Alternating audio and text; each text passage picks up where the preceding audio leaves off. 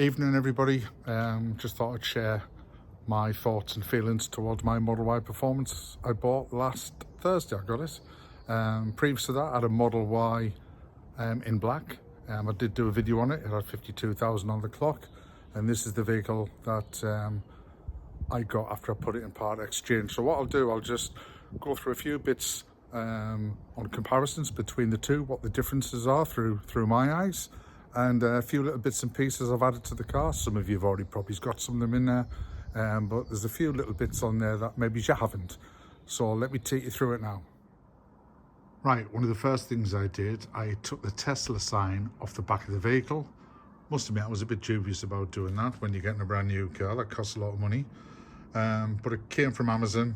I got it in chrome. I did debate should I blacken it out, but I do like the silver and the chrome. I think it matches really well with the colour, so I've decided to keep it with a chrome name rather than the blackened out name. Kit comes from Amazon, really simple to apply. There's plenty of videos on YouTube that show you how to do it, but I promise you, if someone like me can do it, then you definitely can as well, because it is the easiest thing in the world to do. And I just think it gives you that nice fresh look on the back. And again, in my opinion, that's how it should have come, because I do understand the new Model 3s, the Highland versions, do have that on the back of the vehicles rather than the Tesla sign. So that's one of the first things I did.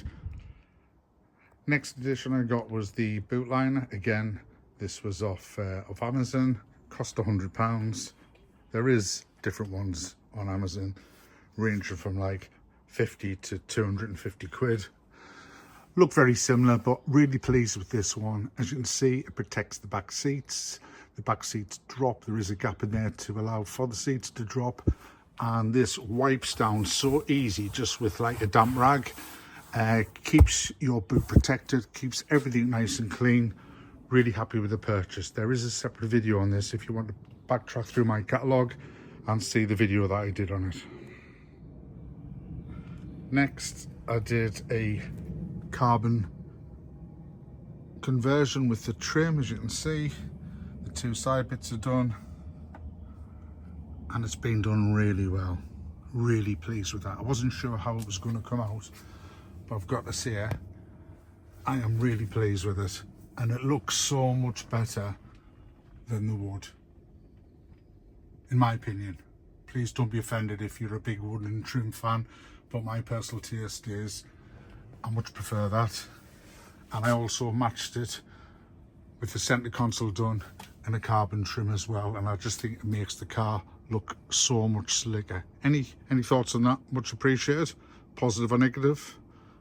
I'm not that bothered, to tell you the truth. It's always good to have opinions.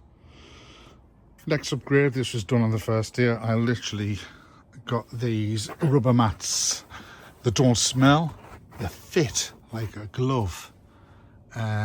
Really hard wearing. Again, you just rub them down with a damp cloth, unless they get really heavily soled in the winter, and you can just rub them down with a hose. And there's the passenger one as well. Excellent fit. It's like really good fit. I'll quickly show you the back one. As you can see, again, really good fit. Fits into the middle as well, and again protects your carpets underneath and keeps the car looking really clean. My next little addition is a camera cover. Basically, I don't know what the proper term is, but it basically covers the camera up. I'll just zoom it in, excuse the shakiness of the hand. As you can see, I've got the cabin, it's a bit blurry, but sorry about that, but I've got the cabin camera covered, and if I just put my finger on and slide it over, you can see that it's actually open now. Yeah, the reason I got the camera lens cover was because basically it helps me with the Autopilot, because a few months ago they did an update with the Autopilot and it made it more sensitive, and you got like 5 warnings and you get a strike for a week.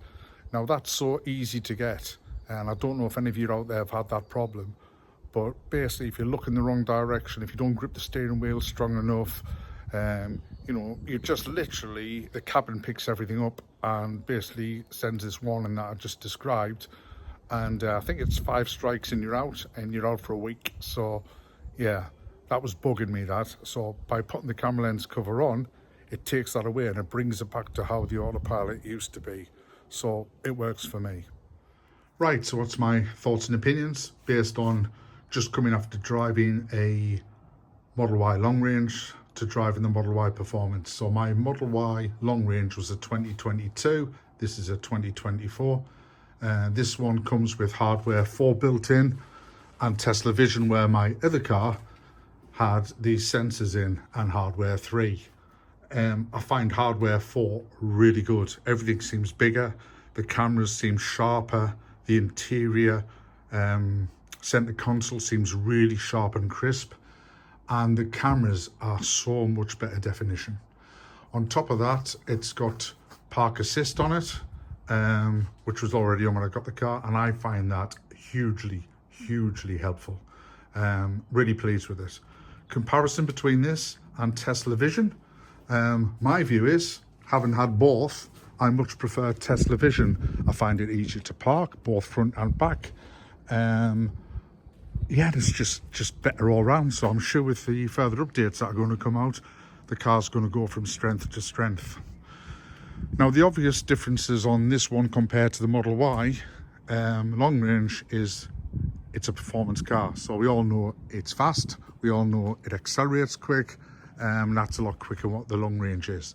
The two main differences, apart from little bits and pieces, but the two main ones for me are the suspension. Now, I was expecting a bit of a rocky ride because I thought this suspension would be so much firmer, which would make the ride harder. But actually, this is a more comfortable drive by far than what the long range 2022 Model Y was. Over rough terrain, over, you know, roads that aren't the best. This car is a really smooth drive and a lot smoother than what the Model Y long range was. Now, I don't know why. I don't know if it's something to do with the suspension. I don't know if it's because it's got Pirelli tyres and it had Michelin's before. I don't know the answer to that, but all I can tell you is from my driving experience, this is a much smoother and better ride than what the Model Y 2022 was. The other main one is the cabin. When you're driving down motorways or freeways, basically the noise inside is really quiet. You don't hear anything. All Teslas are quite good with that, but this one in particular, the quietness inside the car compared to the other one when I was doing 70 miles an hour is a substantial difference. And people who get in the car actually comment how quiet this car is. So they are the two main differences that I found so far, just done shy of 300 miles. But loving the drive so far, loving the car so far. Many more little bits and pieces to go on it, but be interested in your thoughts and opinions, and please continue to view the channel and like and subscribe, because there'll be plenty more coming your way. Good night, everybody. And for those who are looking forward to buying their new cars in the UK very shortly, I know there's a delivery on the way. If you're getting one of these, you're going to be delighted. Speak to you all soon.